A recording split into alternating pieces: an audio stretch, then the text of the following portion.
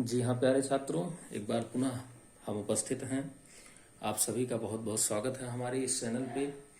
मिल जाती है जन्नत जमी पर, मिल जाती है जन्नत जमी पर, एक बार शिद्दत से ख्वाहिश तो हो। हर शख्स में है काबिलियत खूब, एक बार जरा शिद्दत से आजमाइश तो हो। तो इस आजमाइश के साथ एक बार फिर से आपका स्वागत है हमारे इस चैनल पे। जैसा कि हमने आपसे वादा किया था कि हम एक नए एपिसोड में पुनः मिलते हैं, और उसी एपिसोड के क्रम में ये आपका हमने शुरू किया है बूस्टर कोर्स। और इस बूस्टर कोर्स में कम से कम समय में बहुत अधिक आपको सिखाने का प्रयत्न किया जाएगा, और हमारा ये प्रयास है कि आपकी तैयारी बहुत बेहतर हो। इसके क्रम में हम आपसे कहना चाहेंगे कि आप बिना भय के, बिना किसी दबाव के, बिना किसी डर के अपनी तैयारियों को पूरा जोर दिए रहिए, बहुत मेहनत के साथ अपनी तैयारी करते रहिए।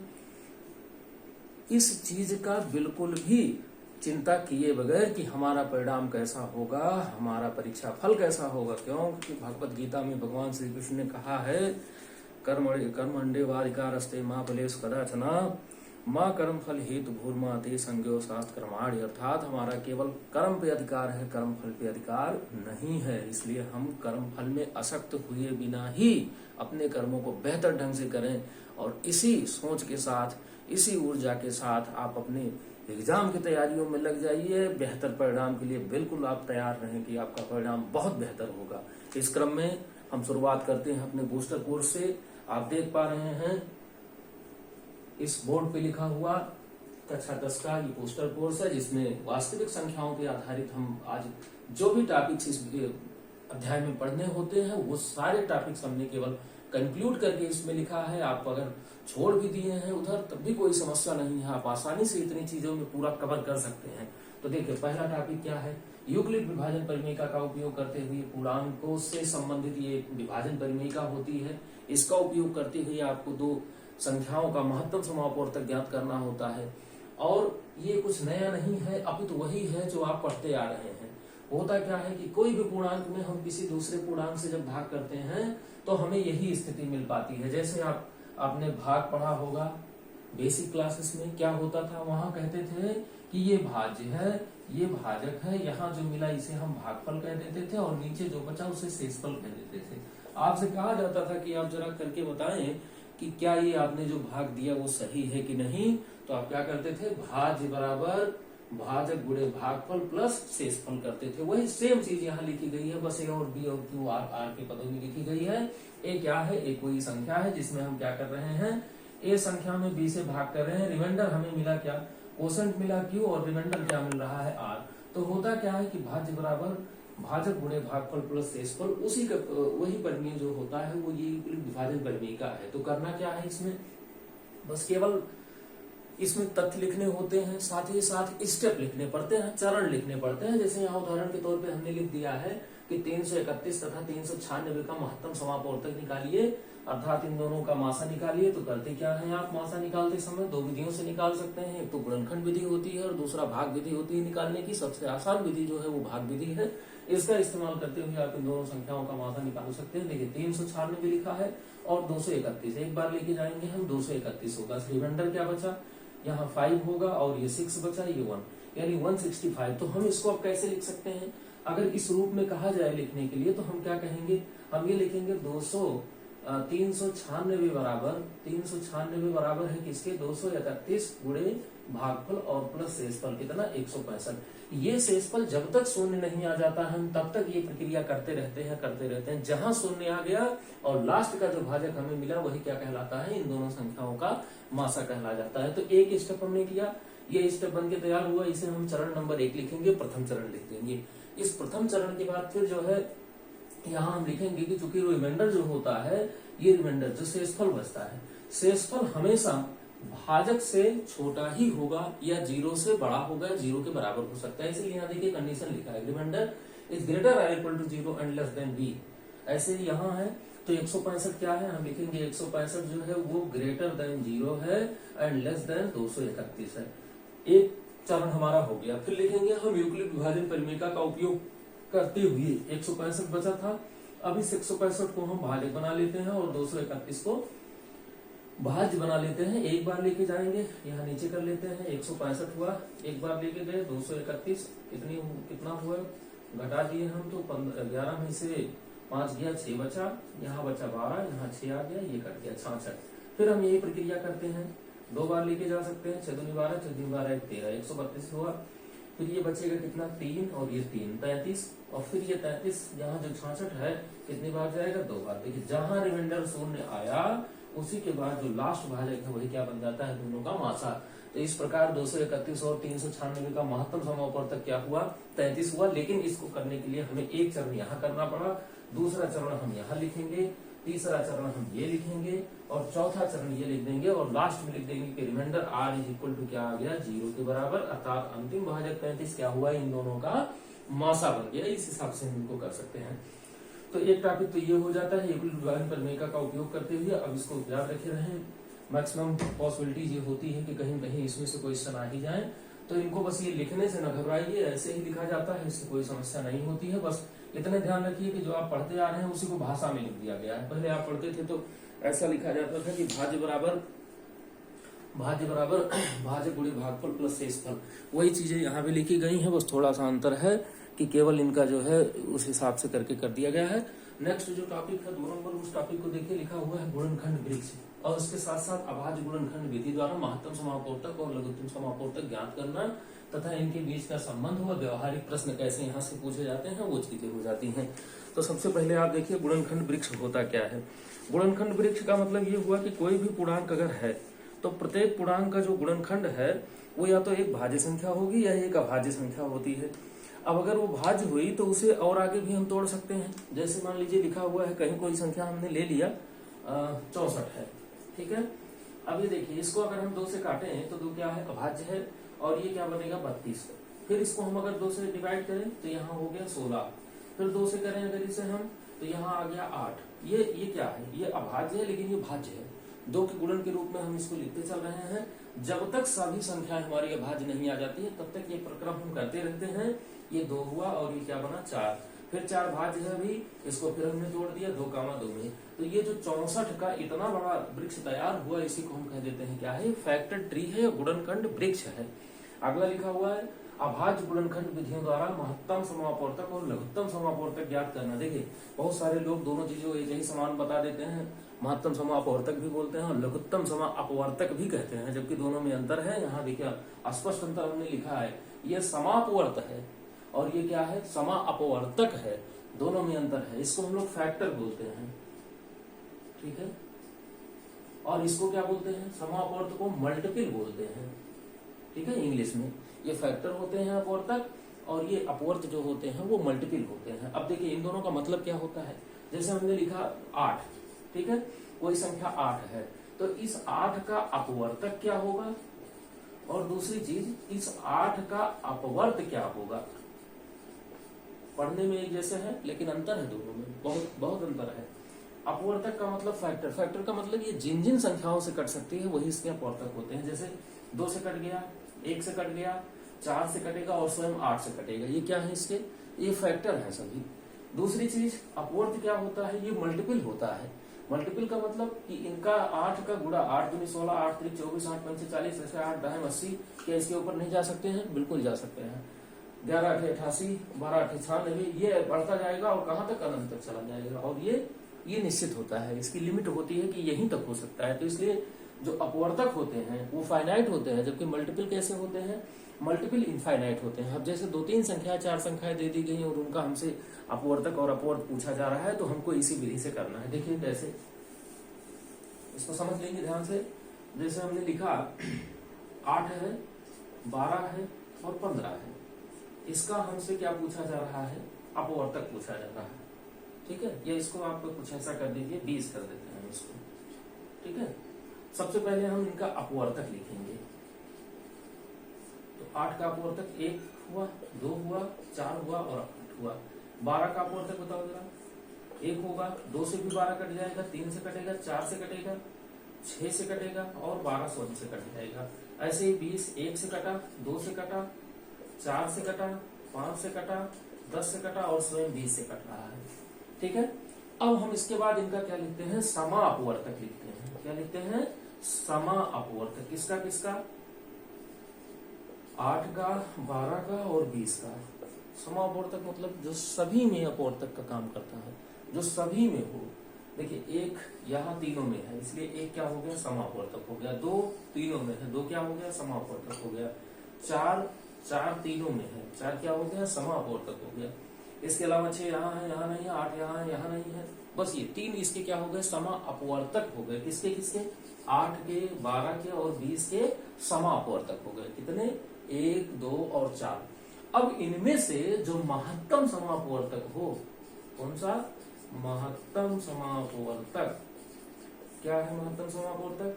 अपवर्तक 1 भी है, 2 भी है और 4 भी है, लेकिन सबसे बड़ा कौन है?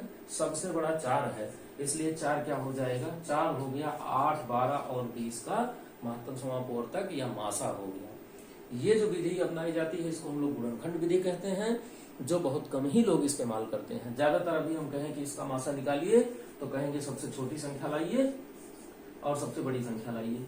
हो गया, तो इसको काटना शुरू करेंगे। 2 बार गया, 8 दूनी 16, 4 बचा, फिर इसको काट दिए 8, 4 दूनी 8। ये जब तक नहीं कट जाता है, लास्ट वाला जो भाजक होता है इसी से हम अगले वाले में भाग दिला देते हैं 12 में। तो 4 तिया 12, ये संख्या ही ऐसी होती है। देखिए यहाँ से मिल गया हमें 4 मासा। तो ये जो भाग विधि है और ये दूसरी क्या है? गुणनखंड विधि है या भाज्य गुणनखंड विधि है। तो इसका इस्तेमाल करते हुए हम क्या कर सकते हैं? महत्तम समापवर्तक निकाल सकते हैं। अब जरा एक बार समझ लेंगे कि लघुत्तम समापवर्त क्या है। ठीक है, थोड़ा सा हम मिटाते हैं।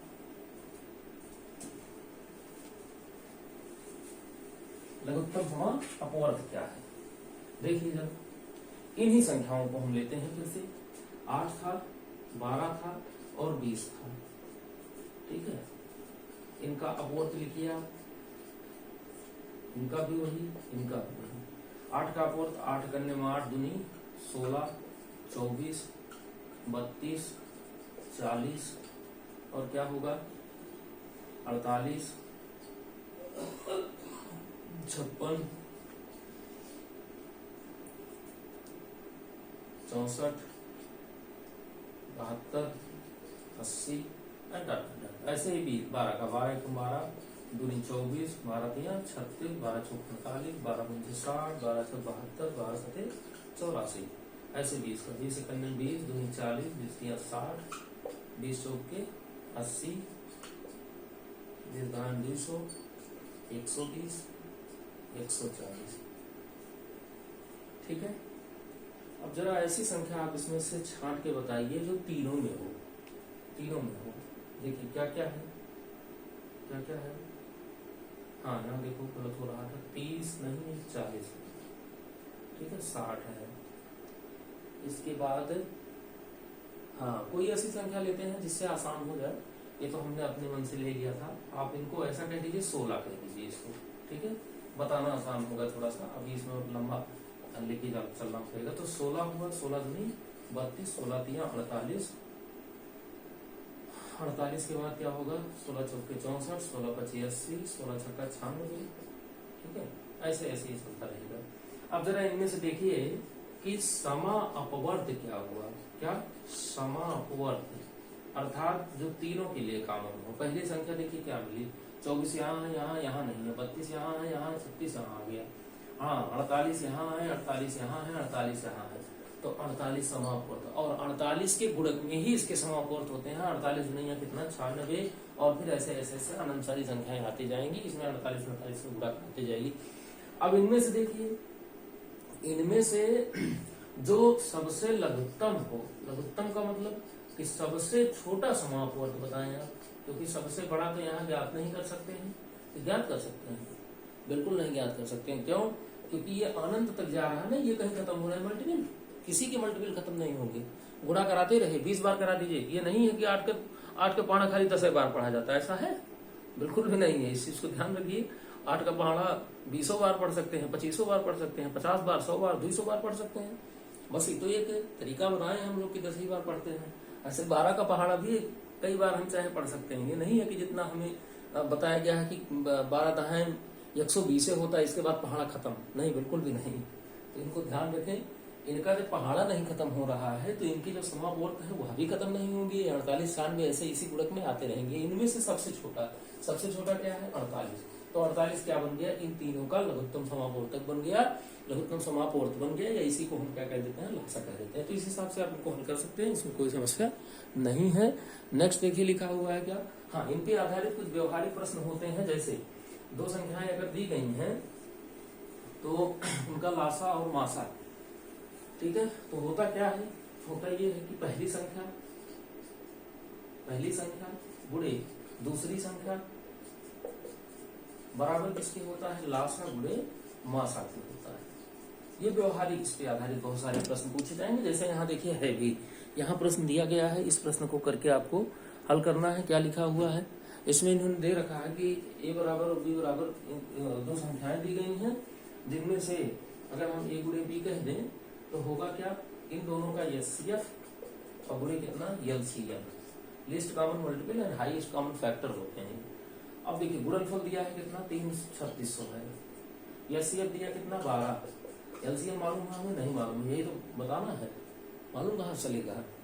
तो फिर क्या करिए, LCM बराबर क्या होगा 3600 बटे 12 कर दीजिए, 12 3 36 बराबर किसके आ गया 300 से, ठीक है। अर्थात संख्या हमारी दोनों संख्याएं का जो लासा है वो कितना आ गया 300 आ गया। इस हिसाब से इन प्रश्नों को कर सकते हैं। नेक्स्ट पे लिखा हुआ है क्या, अगला जो टॉपिक है वो परमीय और अपरमीय का पुनर्भ्रमण तथा अपरमीय संख्या सिद्ध करना है। इसको हमने एक प्रश्न में आपको कराया है, किसी वीडियो में आप उठा के उसमें से देखिएगा, तीसरे या चौथे नंबर के वीडियो में ये हमने करा दिया है कि कैसे अपरमीय संख्या सिद्ध करते हैं।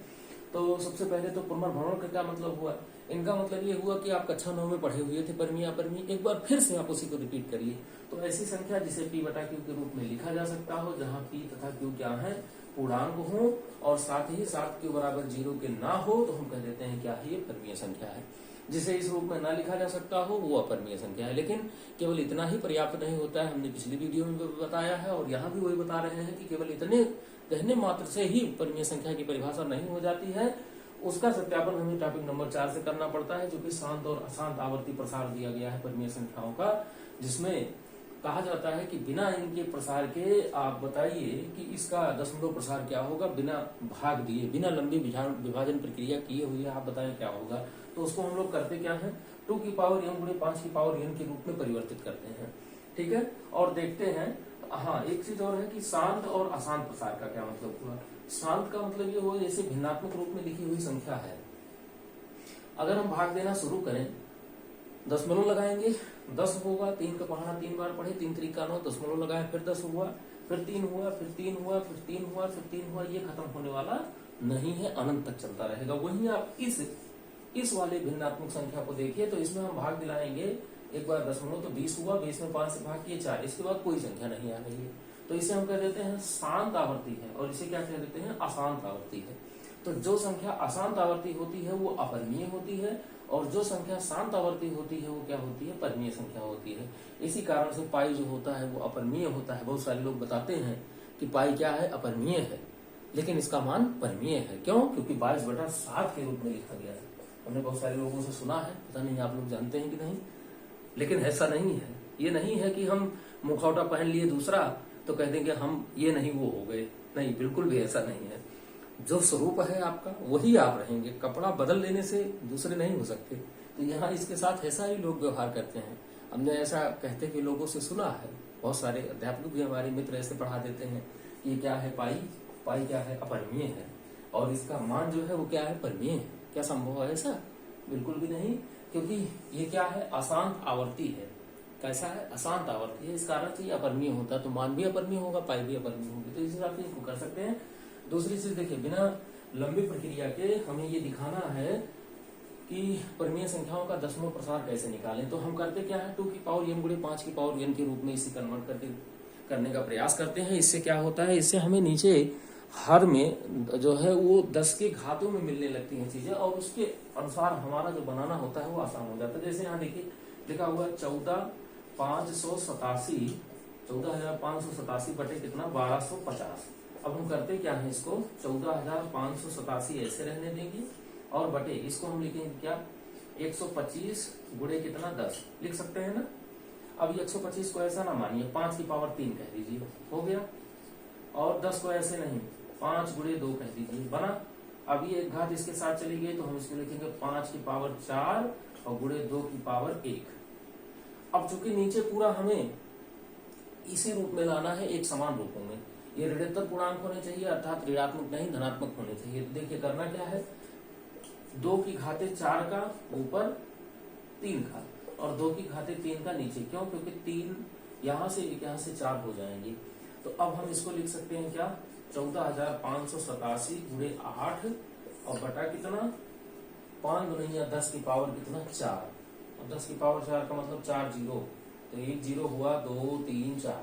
ठीक है, अब आप क्या करिए, 8 का गुणा कराइए, 8 सते 56 की 6 हासिल 5, 8 9 64, 5 69 की 9 हासिल 6, 8 पंचे 40, 6 46 हासिल 4, 8 चौके 32, 4 36, 8 इकन्ने 8 3 11 बटे कितना, 4 शून्य। 4 अंक गिन लीजिए, 1 2 3 4, तो आ गया 11.6696। ये हो गया इसका दशमलव प्रसार। देखिए कितना आसान है, ऐसे भाग दिलाते हैं तो काफी लंबा हो जाता है। तो इस हिसाब से दशमलव प्रसार भी आधारित जो प्रश्न दिए गए हैं इनको भी कर लीजिए। और हम चाहते हैं कि आप खूब मेहनत से अपनी तैयारी करते रहें, बिना किसी डर के, बिना किसी दबाव के। अच्छे से पढ़िए, खूब मेहनत करके पढ़िए। हमारी शुभकामनाएं आपके साथ हैं। जय हिंद।